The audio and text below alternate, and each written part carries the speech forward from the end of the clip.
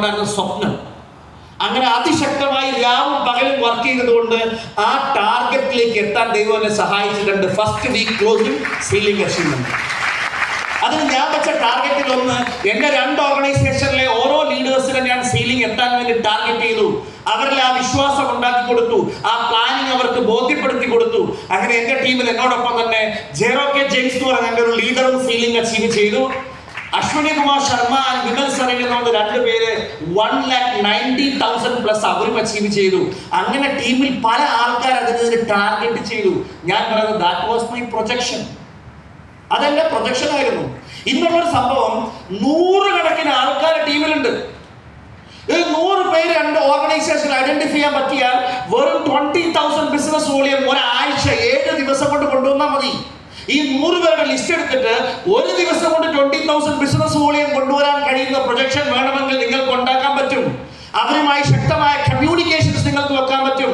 അവരെ എംപവർ ചെയ്യാൻ പറ്റും. ഒരു ശക്തമായ ടീമിനോടൊപ്പം ഇറങ്ങി നിന്ന് പ്രവർത്തിക്കാൻ പറ്റും. അങ്ങനെ വേണമെങ്കിൽ ആ 100 പേരുടെ ടീം ഉണ്ടെങ്കിൽ ഒരു ദിവസം കൊണ്ട് തന്നെ നിങ്ങൾക്ക് ഈ ടാർഗറ്റിലേക്ക് എത്താൻ പറ്റും. പലപ്പോഴും നമ്മൾ അങ്ങനെ തന്നെ എത്തുന്നതും. ഒരാഴ്ചയിൽ 7 ദിവസം ഉണ്ടെങ്കിലും നമ്മളിൽ കൂടുതൽ ആൾക്കാരും ഒരു 24 മണിക്കൂർ കൊണ്ടാണ് ഏറ്റവും കൂടുതൽ റിസൾട്ട് കൊണ്ടുവരുന്നത്. എന്താണ്? ആ ആവശ്യകതാ ബോധമാണ് അല്ലേ? വേണമെങ്കിൽ ചെക്ക വേരിലും കായ്ക്കും എന്ന് പറഞ്ഞ പോലെ ഈ വെള്ളിയാഴ്ച ക്ലോസിംഗ് ആണെന്ന് പറഞ്ഞ ആ സമയത്താണ് ഒരു ഫയർ കയറി വരുന്നത്. എന്നിട്ട് വ്യാഴാഴ്ചയും ബുധനാഴ്ച രാത്രിയും വ്യാഴാഴ്ചയും ഒക്കെ ആകുമ്പോഴാണ് ആ ഒരു വെള്ളിയാഴ്ച കൊണ്ടൊക്കെയാണ് ഈ ക്ലോസിംഗ് ഒക്കെ ചെയ്യുന്നത്. എന്നിട്ട് രാത്രിയാകുന്ന സമയത്ത് ബി കയറിയില്ല, ബി സത്യത്തിയുടെ അങ്കലാപ്പാണ്. തിങ്കൾ ചൊവ്വ ബുധൻ ഞായർ ശനി ദിവസങ്ങളൊക്കെ നമ്മൾ ആവശ്യപോലെ ഉറങ്ങും. അവസാനമാകുമ്പോൾ ഞാൻ പറയുന്നത് ആഴ്ചയിൽ 7 ദിവസങ്ങളുണ്ടെങ്കിലും ആ 7 ദിവസത്തിൽ അതിജീവിക്കാനുള്ള ഒരു വരുമാനത്തിന് വേണ്ടി ക്ലോസിംഗ് ദിവസങ്ങളിലാണ് നമ്മൾ ക്രിയേറ്റീവായി മാറുന്നത്. ആ ക്രിയേറ്റിവിറ്റി നിങ്ങളുടെ ടീമിൽ മുഴുവൻ എല്ലാ ദിവസവും ഉണ്ടാക്കുന്ന ഒരു ശീലം ക്രിയേറ്റ് ചെയ്യാൻ പറ്റിയ, അതാണ് ഇന്നത്തെ പ്രോഗ്രാമിൽ നിങ്ങൾ കൊണ്ടുവരുന്ന പ്രധാനപ്പെട്ട മാറ്റമായിട്ട് എനിക്ക് നിങ്ങളോട് പറയാം. We have A powerful team. ഇവരാരും വന്നത് വെറുതെ ബിസിനസ്സിലേക്ക് വന്നതല്ല, ശക്തമായൊരു തീരുമാനം കൊണ്ട് തന്നെ വന്നവരല്ലേ. നേടണമെന്നുള്ള ആഗ്രഹം കൊണ്ട് തന്നെയല്ലേ എല്ലാവരും ബിസിനസ്സിലേക്ക് വന്നത്. അപ്പൊ അതുകൊണ്ട് അവരൊക്കെ എന്ത് ഉദ്ദേശിച്ചാണോ വന്നത്, എന്ത് ലക്ഷ്യം വെച്ചാണോ വന്നത്, ആ ലക്ഷ്യങ്ങൾ അവരെഴുതാനാണ്, അവരെ നേടുമെന്നുള്ള വിശ്വാസം ഉണ്ടാക്കി കൊടുക്കാനും ഈ ബിസിനസ്സും അവരെ പഠിപ്പിച്ചെടുക്കാൻ പറ്റിയാൽ, അവരുടെ കൂടെ നിന്നാൽ ചെറിയ ടീം കൊണ്ട് പോലും ആഴ്ചയിൽ 2,10,000 മേടിക്കാൻ മൈ ലൈഫ് സ്റ്റൈലിൽ സാധിക്കും. പ്രസാദ് സാറൊക്കെ അദ്ദേഹത്തിന്റെ ആദ്യത്തെ സീലിംഗിലേക്ക് എത്തിയത് ആയിരക്കണക്കിന് ആളുകളെ കൊണ്ടുകൊണ്ടല്ല. അദ്ദേഹം അതിലേക്ക് എത്തിയത് 100-ൽ താഴെ ആളുകളിൽ നിന്നാണ് ആ സീലിംഗിലേക്കൊക്കെ എത്തിയത്. അത് എത്തി നേടിയതിനു ശേഷമാണ് ബാക്കിയുള്ളവരിലേക്ക് ആ വിശ്വാസം പകർന്നു കൊടുത്തത്. അതിലൂടെയാണ് നിരവധി സീലിംഗ് അച്ചീവേഴ്സിനെ ക്രിയേറ്റ് ചെയ്യാൻ പറ്റിയത്. ഞാൻ പറയുന്നത് ഇതുപോലെ തന്നെയാണ് വളർച്ചയുടെ തുടക്കം നമ്മളിലും ഉണ്ടാകുന്നത്. അതുകൊണ്ട് ശക്തമായ പ്രൊജക്ഷൻസ് നമ്മൾ ഉണ്ടാക്കുക. And inconsistent and improper work. Consistency ഇല്ല. ഞാൻ നേരത്തെ പറഞ്ഞ പോലെ ആഴ്ചയിൽ 1-2 ദിവസം, അല്ലെങ്കിൽ ചില സമയത്ത് 2 വിജയിക്കാൻ വേണ്ടി പ്രവർത്തിക്കുക. 3 നേടുന്നത് വരെ ക്ഷമയോടും സഹനത്തോടും കമ്മിറ്റ്മെന്റോട് നിന്ന് പ്രവർത്തിക്കുക. അതാണ് കമ്മിറ്റ്മെന്റ്. ഈ 3 സ്റ്റെപ്പേ ഉള്ളൂ. വിജയിക്കേണ്ടത് എങ്ങനെയാണെന്ന് പഠിക്കുക, വിജയിക്കാൻ വേണ്ടി പ്രവർത്തിക്കുക, നേടുന്നത് വരെ ഉറച്ചു നിൽക്കുക. This is called commitment. ഇതാണ് കമ്മിറ്റ്മെന്റ്. ആ കമ്മിറ്റ്മെന്റ് ഇല്ലാത്തതാണ് തടസ്സങ്ങൾ വരുമ്പോൾ ആൾക്കാർ ഇട്ടിട്ട് പോകും.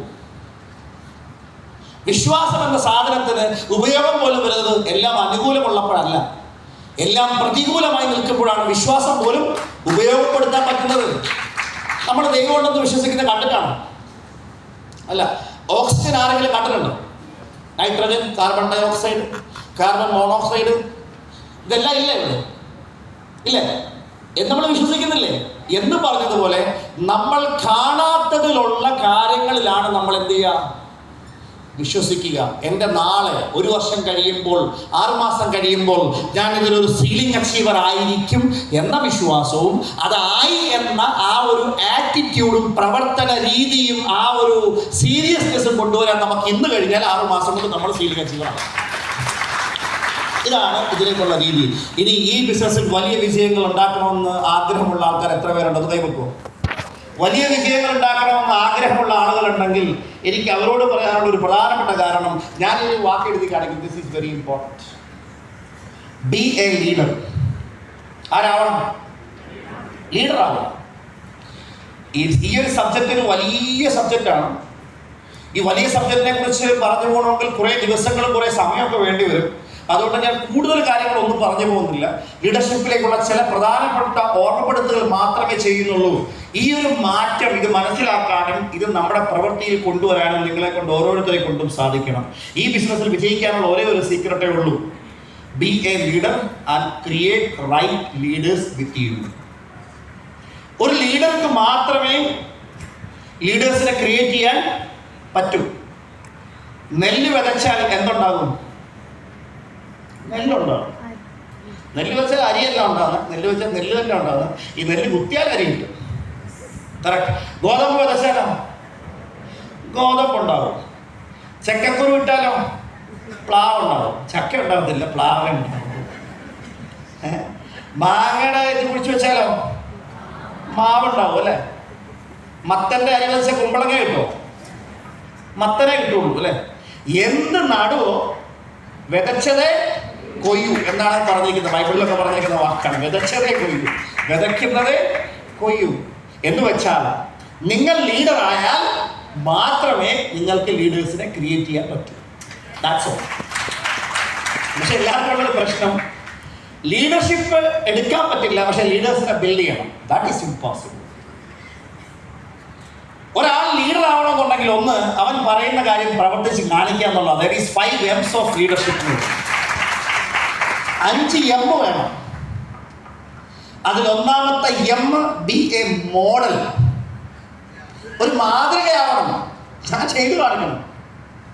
നിങ്ങൾ ഡയമണ്ട് ആകാൻ പറയണമെങ്കിൽ ആദ്യം ഡയമണ്ട് ആയി കാണിക്കും. നിങ്ങളൊരു സീലിംഗ് അച്ചീവർ ആകാൻ പറയുമ്പോൾ ഒരു സീലിംഗ് അച്ചീവർ ആയി കാണിക്കും. 1 ലക്ഷം രൂപ മാസം ഉണ്ടാക്കണമെന്ന് പ്ലാൻ ചെയ്താൽ 1 ലക്ഷം രൂപ ഉണ്ടാക്കി കാണിച്ചിട്ട് അങ്ങോട്ട് പറ. ഈ വണ്ടി ബ്ലോക്കിംഗ് ആണ്. 2 വണ്ടിയുടെ നമ്പർ പറയാം. കർണാടകത്തിൽ നിന്ന് ഒരു വണ്ടിയാണ് KA12MB0536 053 KL11AG9598. ഈ വണ്ടി ഒന്ന് മാറ്റിയിടണം അല്ലേ? അപ്പം നമ്മൾ ഒരു ലീഡർ ആവുക എന്ന് പറഞ്ഞാൽ കാര്യങ്ങൾ കൃത്യമായത് നല്ലൊരു മാതൃകയായി മാറുക. ആ മാതൃകാപരമായ ക്വാളിറ്റീസ് നമ്മുടെ ഉള്ളിൽ ഉണ്ടാവണം. ഞാൻ ഇതിനെക്കുറിച്ചൊന്നും എക്സ്പ്ലെയിൻ ചെയ്യുന്നില്ല. B A good mentor. നല്ലൊരു വഴികാട്ടിയാവാൻ നമ്മളെ കൊണ്ട് സാധിക്കണം. വഴി കാട്ടണമെങ്കിൽ വഴി അറിയുന്നവനായിരിക്കണം. അതാണ് leader is A person who knows the way, who shows the way, who Leeds the way എന്ന് പറയുന്നത്.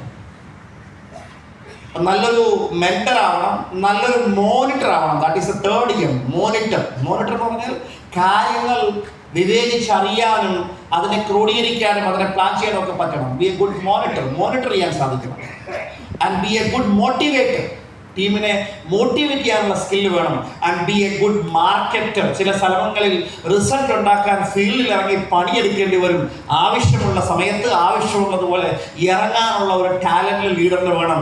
These called 5 M's of leadership. ഇനി ഒരുപാട് കാര്യങ്ങളുണ്ട്, ഞാൻ കൂടുതലൊന്നും പറഞ്ഞു പോകുന്നില്ല. ഒരു യഥാർത്ഥ ലീഡറിന് മാത്രമേ കൂടുതൽ ലീഡേഴ്സിനെ ക്രിയേറ്റ് ചെയ്യാൻ പറ്റുള്ളൂ. ഇനി ലീഡർഷിപ്പ് എന്ന് പറഞ്ഞാൽ ഞാൻ നേരത്തെ പറഞ്ഞതുപോലെ leadership is about taking responsibility, not making excuse. ഇതാണ് ലീഡർഷിപ്പ് ടെസ്റ്റ്. നമ്മൾ എക്സ്ക്യൂസ് പറയുന്നവരാണെങ്കിൽ അവൻ ലീഡർ അല്ല. എക്സ്ക്യൂസ് പറയുന്നവൻ ലീഡറാകാൻ പറ്റില്ല. നമ്മളും എക്സ്ക്യൂസ് കണ്ടെത്തുന്നവരാണ് എങ്കിൽ നമ്മളും ലീഡറല്ല. എന്തു വന്നാലും അത് ഞാൻ, പല ആൾക്കാർക്ക് ഒരു സ്വഭാവമുണ്ട്. റിസൾട്ട് കൂടുമ്പോൾ അത് ഞാൻ കാരണമാണെന്ന് പറയും. റിസൾട്ട് കുറയുമ്പോൾ അത് വല്ലവരുടെ തലവെക്കും. നമ്മൾ ഇന്ന് എവിടെയാണോ അതിന്റെ പൂർണ്ണമായ ഉത്തരവാദിത്വം ആരെടുക്കണം? നമ്മൾ. അത് പരാജയമാണെങ്കിലും വിജയമാണെങ്കിലും ആ ഉത്തരവാദിത്വം എടുക്കുന്നവർ മാത്രമേ റിസൾട്ടിൽ എന്തെങ്കിലും ഒരു മാറ്റം ഉണ്ടാക്കാൻ പറ്റൂ. അതുകൊണ്ടാണ് നമ്മൾ പറയുന്നത് ചേഞ്ച് യുവർ റെസ്പോൺസ് അല്ലെങ്കിൽ റെസ്പോൺസിബിലിറ്റി. നമ്മുടെ പ്രതിപ്രവർത്തനം, നമ്മുടെ പ്രവർത്തനം, ഇതിനെ നമ്മളൊന്ന് മാറ്റട്ടെ. ഇതിന് വലിയൊരു പ്രോസസ് ഉണ്ട്. തോട്ട് പ്രോസസ്സിൽ നിന്നാണ് തുടങ്ങുന്നത്. അപ്പം നമ്മളെടുക്കുന്ന റെസ്പോൺസിബിലിറ്റി ലെവലാണ് നമ്മളെ യഥാർത്ഥ ലീഡറാക്കി